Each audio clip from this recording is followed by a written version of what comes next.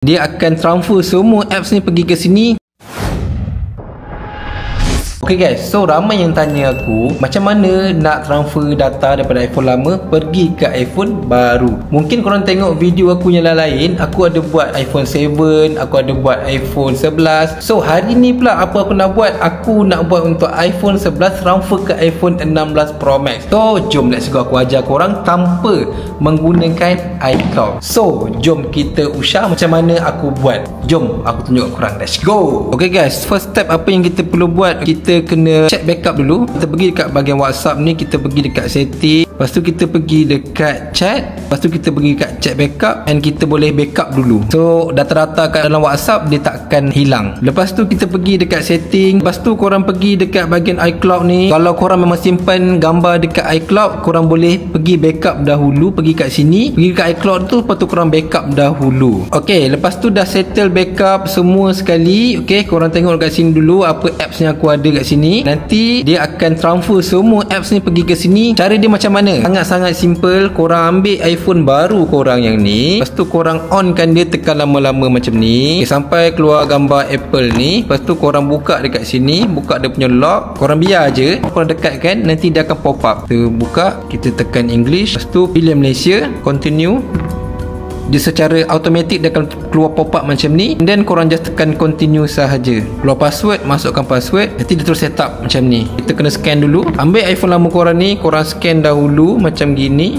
Lepas tu dia dah setting dah dekat sini lah. So korang akan tunggu sampailah semua data dah transfer ke dalam iPhone baru korang. Lepas tu kita tekan setup up for me, masukkan pin. So sekarang ni dia tengah transfer daripada data lama ni pergi ke iPhone baru korang. Korang tak perlu nak kena buat iCloud, nak kena cucuk kat PC, tak perlu dah. Korang buat macam ini saja. Lepas tu korang tekan continue saja. Lepas tu tekan setup later. Lepas tu tekan continue. Lepas tu dia akan keluar macam tu, agree. Okay, lepas tu kita tekan continue, setup later.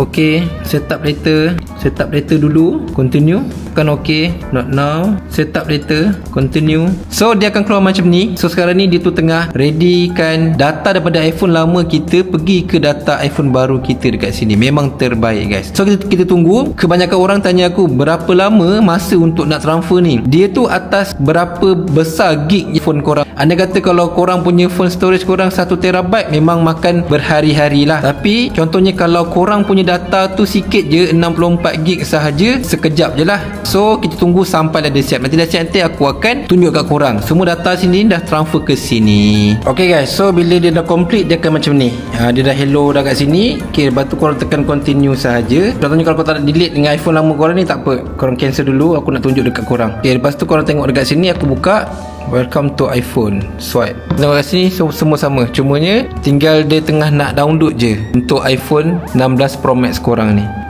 Nampak? Semua sama. Okay guys, so itulah cara macam mana kita nak transfer data daripada iPhone lama pergi ke iPhone baru korang. So sangat mudah. So korang boleh try cara ni. Kalau korang ada juga iPhone lama korang yang korang tak tahu juga nak buat untuk transfer data tu, korang boleh komen kat bawah, nanti aku akan reply. Anda kata video ni bermanfaat untuk korang, korang boleh share dekat orang lain juga untuk dorang pun dapat manfaat yang sama. So kita akan jumpa untuk next video. So assalamualaikum warahmatullahi wabarakatuh. Ciao.